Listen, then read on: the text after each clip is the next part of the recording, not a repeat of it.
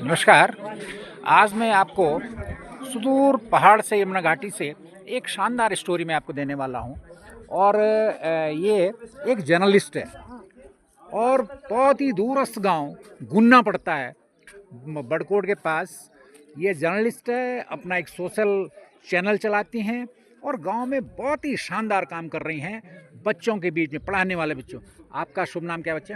जी नमस्कार, मेरा नाम रितिका शाह है रितिका और शाह। मैं उत्तरकाशी के गोना गांव से हूँ। गोना गांव से हैं और आप जर्नलिस्ट भी हैं? जी, अभी कोशिश ऐसी है कि हम वेरी गुड, जर्नलिज्म में वेरी थोड़ा गुड। आगे बढ़ अपना चैनल चलाती हैं जी। और गांव में बच्चों को भी पढ़ाती हैं। क्या है ये, कैसे पढ़ाती हैं, क्या करती हैं? सर, जब हम जब मैं गांव में पढ़ती थी और फिर हमारा जो इंग्लिश का लेवल था वो बहुत ही कम है और अभी तक हम उसमें स्ट्रगल कर रहे हैं। Yes. तो हम जब बाहर जो उच्च शिक्षा में गए तो हमें बहुत सारी चीज़ें देखने को मिली कि हमारा बेस जो है वो कमज़ोर है। और इसके अलावा जो गांव के बच्चे होते हैं वो जो शाम का वक्त होता है वो पढ़ने लिखने के और खेलने के अलावा व्यसनों में बिता देते हैं। तो हमने सोचा कि क्यों ना इसमें कुछ पॉजिटिव वे में काम करा जाए।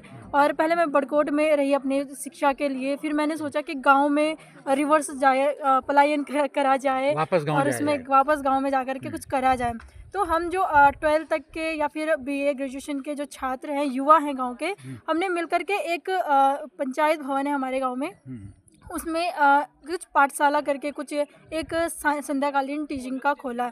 उसका नाम रखा हमने उल्लास पाठशाला, कि उल्लास एक वो है बच्चों का उल्लास। उसमें हमने नाम रखा उसका उल्लास पाठशाला।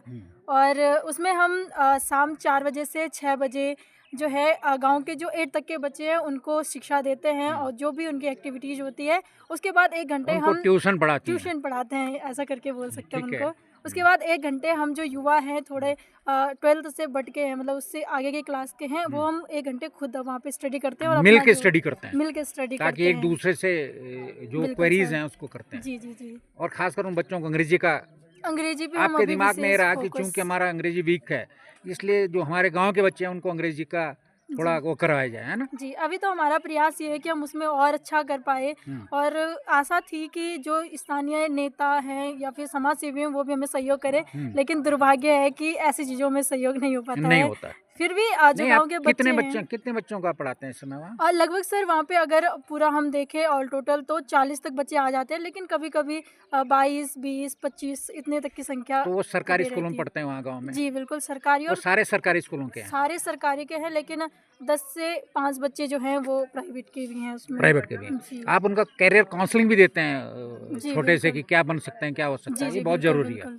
उसमें विभिन्न प्रकार की एक्टिविटीज़ हम करवाते हैं और जो उनका अपना जो सोचने की थिंकिंग लेवल है उसको भी हम थोड़ा निखारने का प्रयास इस समय कर रहे हैं। बहुत शानदार कर रहे हैं आप, इसको जारी रखिए और आपको जरूर मदद मिलेगी, क्योंकि आपका यूनिक। अभी आप कैसे उनसे फीस उसने लेती हैं? कुछ फीस नहीं है सर, यहाँ बल्कि घर से बुलाते हैं? जी घर से बुलाते हैं और कुछ फीस नहीं ली जाती है। यहाँ तक कि अगर वहाँ पे कुछ भी जैसे पेंसिल, रबड़, कटर इनकी ज़रूरत होती है तो वहाँ हम अपने जेब से देते हैं। जो बड़े युवा हैं चंदा करके भी हम वहाँ पे कोशिश करते हैं कि हो पाए।